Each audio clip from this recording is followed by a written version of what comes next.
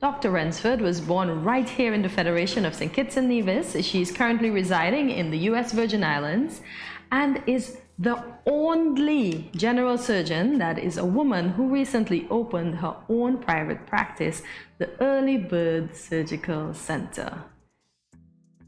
Good morning, Dr. Wrensford, and welcome to Good Morning SKN. Good morning, and thank you for having me. You are certainly welcome. So how did you decide on a name for your center, and how long have you been planning this? Well, the name for the center, Early Bird Surgical Center, came from a business that my mom and dad ran in Middle Island, St. Kitts. Is the Early Bird Rub Shop, and all the kids had to work in this business coming through. And so when I decided to open my own practice, I just knew that Early Bird had to be a part of the name.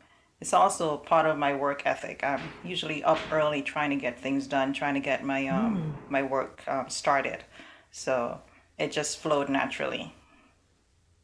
Dr. Wrensford, I remember that shop. And for those persons who don't know how many of those siblings were there, you mentioned that each of you had to take a turn. How many siblings do you have?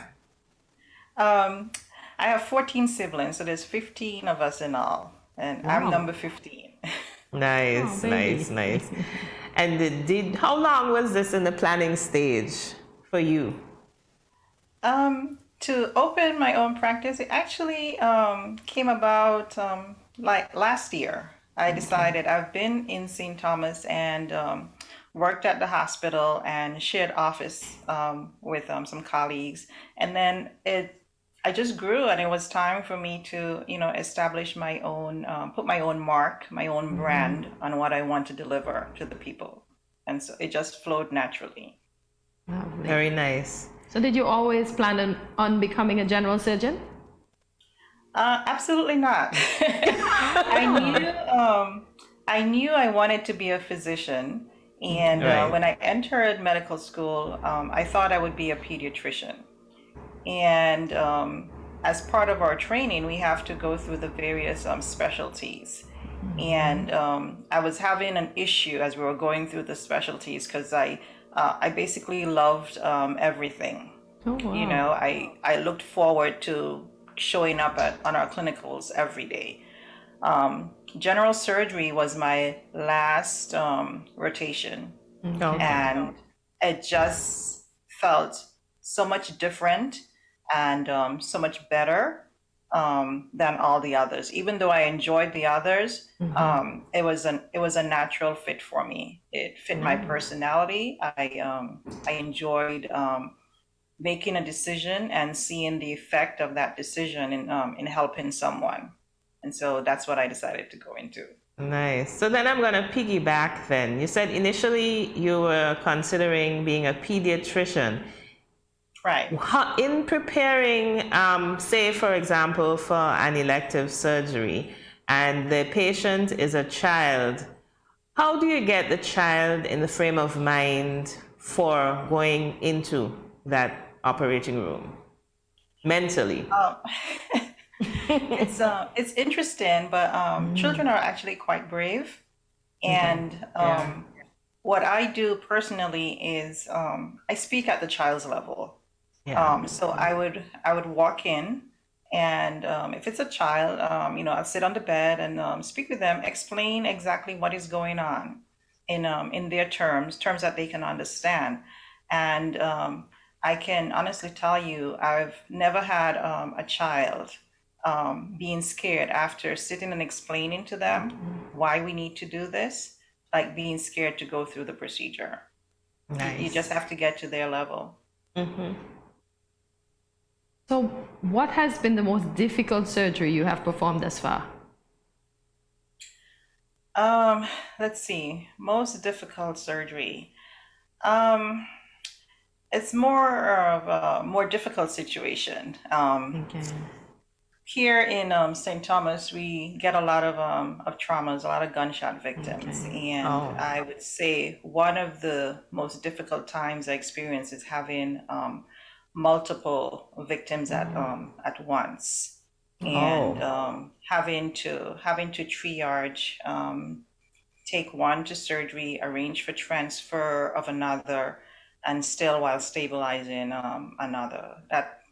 That I think was one of the most difficult situations, and thankfully they all did well. I'm happy to But hear that. yeah, but that was a very dicey situation. Okay. Can you describe what goes on in your mind during surgery? For example, do you listen to music? Because we all see these medical dramas where the surgeons are operating and they're having fun at the same time. But we know it's a serious matter. How Yes, do you it keep is. your cool and while you're operating? What do you do? What's your release? I actually I zone out actually, and it's just me and what is in front of me for that patient. Right. I leave the choice of music up to the others in the room. So if the anesthesiologist wants music, or the nurse or the scrub tech wants music, I have no problem with that, because they know once I say incision, I'm all focused on that patient, and everything else is just in the back. So Right. So you're just so focused. and and you have to be, because no two surgeries are the same. Everything is everyone is different. We have our basic anatomy, but there's always something about that patient that's different, and so you just have to be in the frame of mind and be able to adjust quickly. Right. We had the opportunity to speak to a surgeon earlier, and she had the same bright smile that you have on your face. Is this a normal thing, a normal occurrence, I should say, for surgeons to have this big, bold, bright smile that instills confidence in their patients? But we have to be confident Okay. in what we're doing. What we do is life altering, and you have to have that confidence. It's also hard work, so you have to love what you do. Yes. When I see high schoolers or even college students, they come through the hospital saying they want to be physicians or whatever. My only advice to them is to say, make sure this is what you love, because people see physicians and surgeons and they think it's glamorous. Yeah. There's a lot of hard work and sacrifices that go on behind the scene. Yeah. For instance, that situation that I told you about with the multiple victims, that happened on my son's birthday. Oh And my. I didn't get home until after 3 in the morning. Oh, it's his birthday would have So passed. I missed his entire birthday celebration and everything.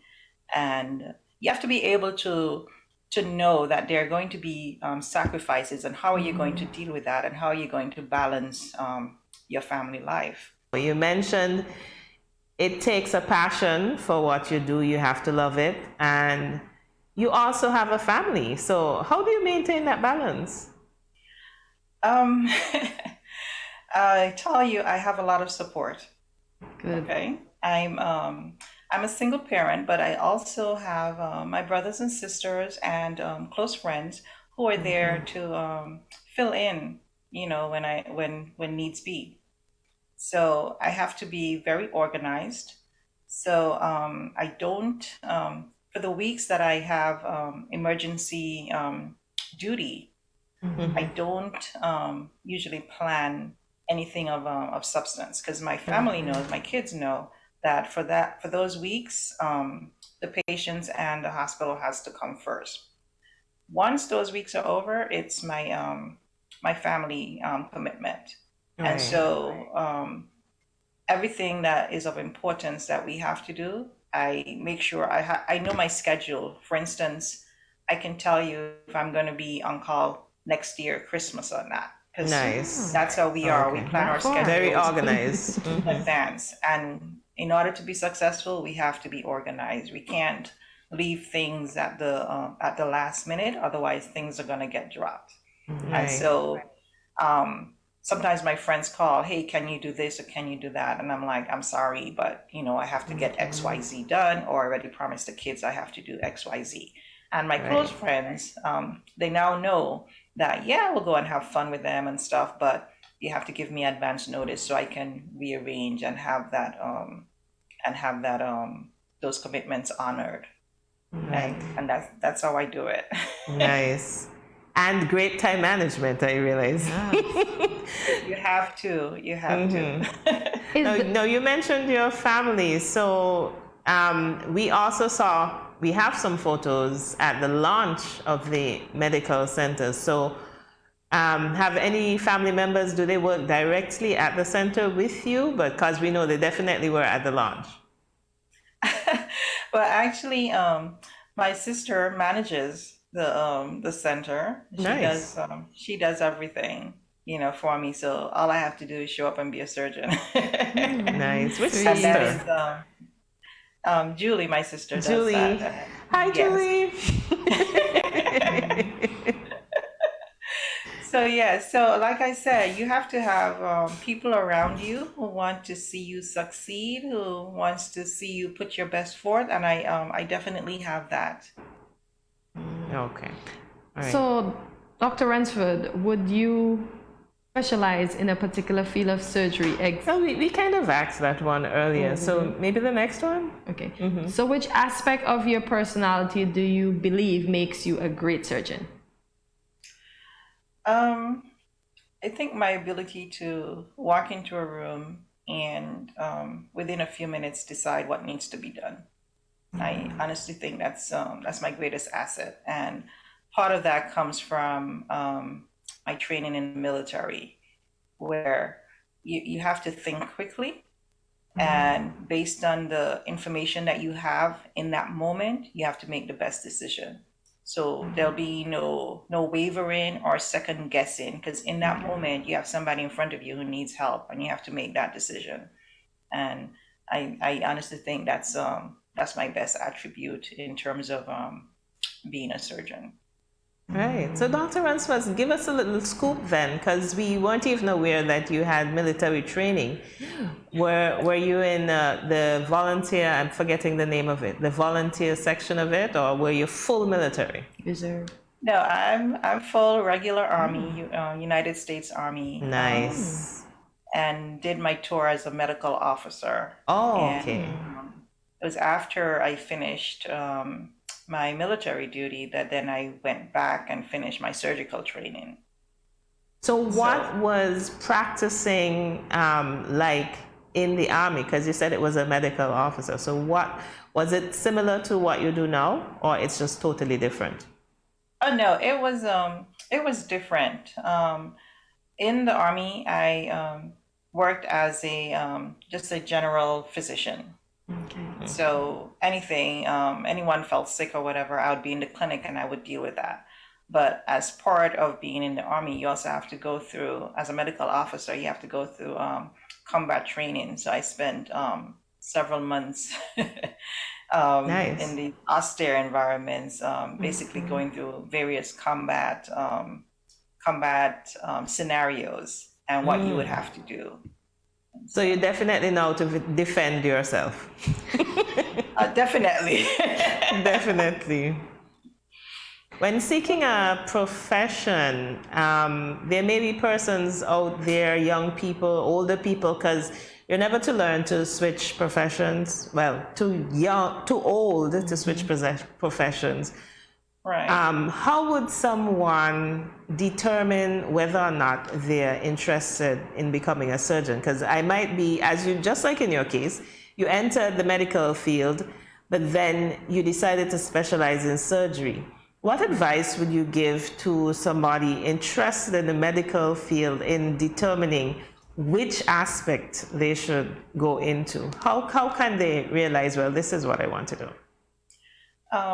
I think the best thing that they can do if there's an interest is to find different physicians or surgeons in the community and spend some time with them. Just shadow. And I did not do a lot of that before going to medical school. I did one experience in during college in the emergency room where I spent a semester going and shadowing some physicians and stuff. I knew I didn't want to do the emergency room, you know, but there wasn't an opportunity for me to go and rotate to all the different things I thought I might be interested in. So that would be the best way to know what your likes, what would suit how you think and how you